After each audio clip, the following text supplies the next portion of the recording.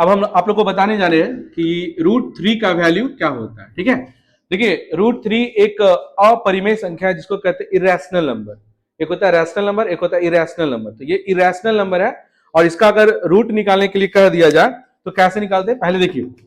अगर इसको सॉल्व करने के लिए कोई कहे तो कहेगा इसका वैल्यू क्या होता है ना। अगर देखा जाए डेसिमल में क्या होता है, करना क्या है, सबसे पहले आपको इसको जो रूट में है इसको आपको 00 और 00 आप कितना भी ले सकते हैं, कोशिश करना है पेयर वाला लेना, मतलब 0 0 करके लेना है। तो आप लोग को यहाँ पर अभी हम सिखा रहे हैं कि आप डेसिमल के बाद 2 ही डिजिट तक बनाए तो बढ़िया। अगर आपको लगता है ज्यादा डिजिट तक बनाना है तो उसके लिए आपको ज्यादा 2 करके पेयर बढ़ाना पड़ेगा। ठीक है, तो ये कर लेना है। करने के बाद आपको इसको जोड़ा लगा देना है। ठीक है, इसको जोड़ा लगा दिया और ये सिंगल है तो सिंगल रहने दीजिए। ठीक है, अब देखिए यहां पर हम क्या करते हैं, एक लाइन खींच लेते हैं। ठीक है, इसको लाइन खींचने के बाद यहां पर से ध्यान से देखिएगा कि कैसे बनता है। ठीक है, थोड़ा सा डिस्टेंस में करके लाइनिंग लीजिएगा, ये कर लीजिएगा।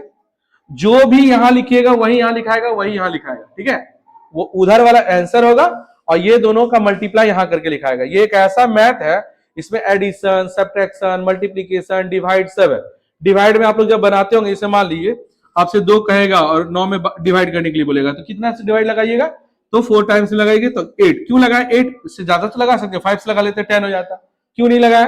क्योंकि बड़ा हो जाता, घटने में प्रॉब्लम होता, माइनस में आ जाता। ठीक है, वही काम इसमें भी करना है। इसमें ध्यान रखना है कि जो हम ऐसा लिखे कि 3 से कम रहे। ठीक है, चलिए अगर मान लीजिए यहाँ 1 और 1 रखते तो 1 1 जा कितना होता है 1।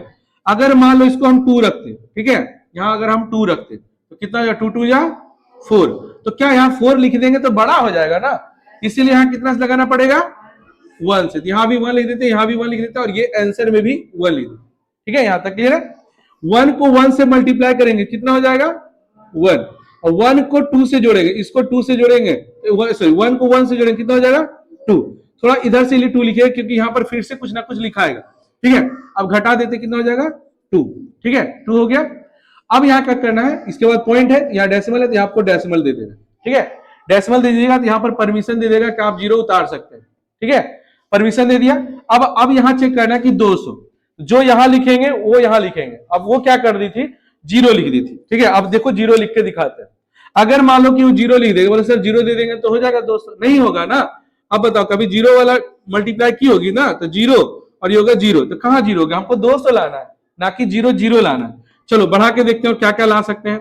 चलो 1 से लगाएंगे तो क्या हो जाएगा 1 और 2 21। चलो 2 लगा के देखते हैं, 2 2 लगाएंगे कितना हो जाएगा 44। ऐसे बढ़ते जाएंगे। एक बार लगाते हैं 9 से लगा के देखते हैं शायद क्या होता है। 9 9 1 जा 9 9 जा दिखता है 81, कैरी 8 हो गया और 9 2 जा हो गया 18 और 18 और 8 कितना हो जाएगा 26। क्या ये बड़ा हो गया कि छोटा हो गया, बड़ा हो गया। इसका मतलब इतना बड़ा से नहीं लगने वाला है, कितना लगेगा देखते हैं। अब कम करते हैं, 8 से लगा के देखते हैं। 8 8 जा 64, कैरी 6, 8 2 जा 16 और 16 और 6 कितना हो गया 22।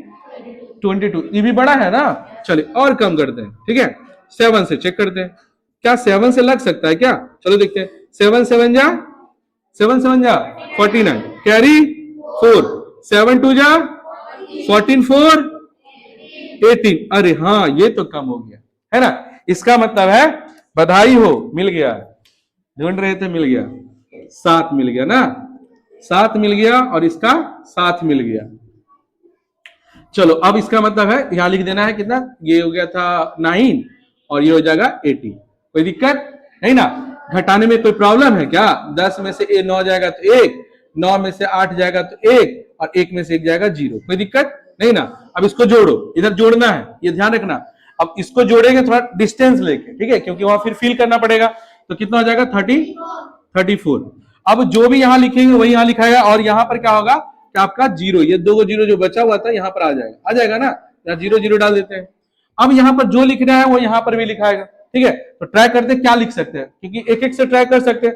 अगर आपको समझ में आने लगेगा तो आपको एग्जैक्ट पता चल जाएगा कितना बार में लगाना, उतना मल्टीप्लाई करने की जरूरत नहीं है। ये मल्टीप्लाई करके अब इसलिए दिखा रहे हैं ना क्योंकि अभी प्रॉब्लम होगा तो आप क्या क्या कैसे सॉल्व कर सकते हैं। जैसे हम मल्टीप्लाई कर रहे हैं वैसा भी कीजिएगा, है ना। लेकिन जब सीख जाइएगा तो करने की जरूरत नहीं, डायरेक्ट बता दी इतना से लगेगा। चलो देखते हैं, अगर मान लो 34 को 1 से लगा के देखते हैं तो क्या होगा। तो हो जाएगा, ये हो जाएगा इतना 341। क्या 341 है, यहाँ 1100 है ना, 1100 चलो इसको लगा के देखते हैं 2 से, 2 से लगा देंगे तो हो जाएगा 2 2 जा 4, 2 4 जा 8 और 2 3 जा 6। अभी और बड़ा लगेगा, चलो 5 से ट्राई करते हैं, 3 4 5 है ना, तो जगह 5 5 जा 25 कैरी 2, 5 4 जा 20 और 22 और 2 22 कैरी 2, 5 3 जा 15 और 15 2 70। ये तो बहुत बड़ा हो गया है ना। इसका मतलब लगता है 4 से ट्राई करें क्या, चलो 4 से ट्राई कर लेते हैं, 4 4 जा 16 कैरी 1, 4 4 जा 16 177 कैरी 1, 4 3 जा 12 और एक 13। अरे ये भी बड़ा हो गया, लगता है 3 से लगेगा ना।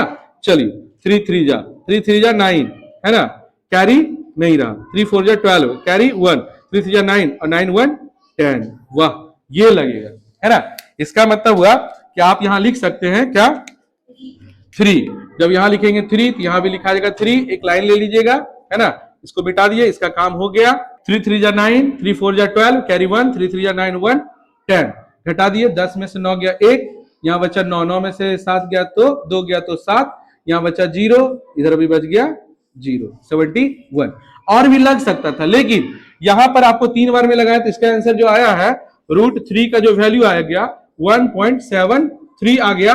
और भी आ सकता है ना, लेकिन हम लोग 0 इतना ही लगाए इसलिए इतना ही बनाना पड़ेगा।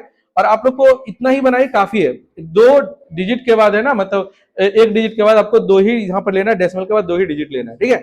ऐसे करके √3 का है। अब आप लोग क्या करिए √5 का बना के दिखाइए और इसका आंसर बताइए कितना होगा, ठीक है, ट्राई कीजिए।